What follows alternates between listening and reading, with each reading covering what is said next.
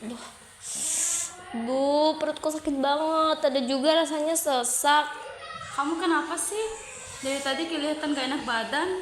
Iya, kayak asam naik ke dada. Rasanya gak nyaman banget. Itu kayaknya asam lambung deh. Biasanya karena kamu makan makanan gak teratur. Oh, jadi itu penyakit asam lambung ya? Iya, asam lambung naik ke kerongkongan, makanya terasa perih dan panas. Kamu harus hindari makanan pedas, asam, dan berminyak ya. Dan juga jaga pola makan. Ya makasih ya, aku akan lebih hati-hati menjaga pola makan.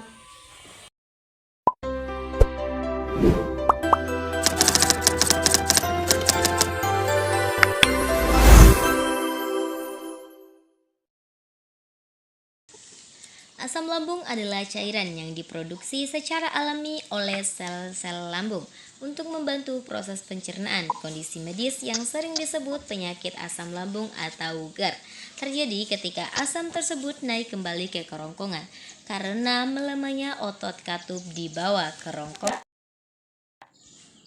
Peran penting asam lambung. Meskipun sering dianggap sebagai penyebab penyakit, asam lambung sangat krusial bagi kesehatan. Yang pertama, pencernaan protein. Mengaktifkan enzim pepsin untuk memecah struktur protein agar mudah diserap. Yang kedua, pelindung tubuh, membunuh mikroorganisme atau bakteri berbahaya yang masuk bersama makanan.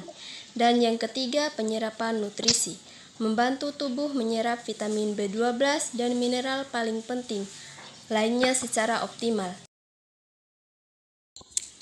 Makanan yang harus dihindari. Yang pertama, makanan pedas dan berlemak.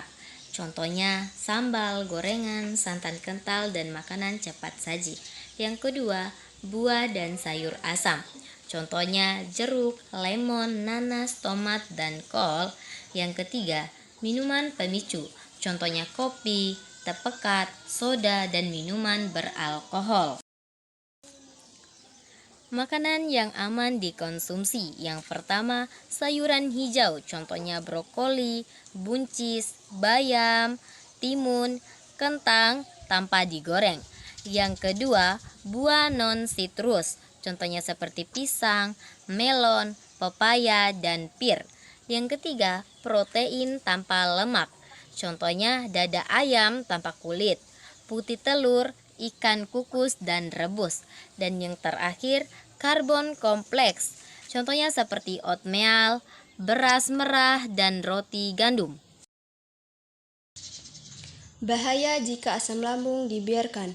Jika asam lambung naik secara kronis dan tidak ditangani, maka dapat memicu komplikasi serius. Yang pertama, esofagitis, yaitu peradangan atau luka pada dinding kerongkongan akibat iritasi asam. Yang kedua, strikur esofagus, yaitu penyempitan saluran kerongkongan karena pembentukan jaringan parut yang membuat sulit menelan. Yang ketiga, Barrett's esophagus, yaitu perubahan sel pada lapisan kerongkongan yang bersifat pra-kanker. Dan yang keempat, masalah pernapasan, yaitu bisa memicu sesak napas, batuk kronis, atau memperparah.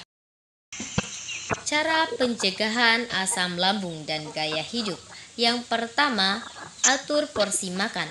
Makan dalam porsi kecil, namun lebih sering 4-5 kali sehari. Yang kedua, posisi setelah makan. Jangan langsung berbaring, beri jeda minimal 2-3 jam setelah makan sebelum tidur. Yang ketiga, posisi tidur. Gunakan bantal lebih tinggi sekitar 15-20 cm agar kepala dan dada berada di atas perut. Yang keempat, jaga berat badan. Mengurangi tumpukan lemak perut dapat mengurangi tekanan pada lambung. Dan yang terakhir, kelola stres. Stres yang berlebihan dapat memicu peningkatan produksi asam lambung. Jadi, kunci lambung sehat adalah pola makan teratur dan kelola stres dengan baik. Mulai hidup sehat dari sekarang. Send you a bouquet, saying it's a mistake. Drink my troubles away, one more glass of champagne, and you know I'm the first to say that I'm not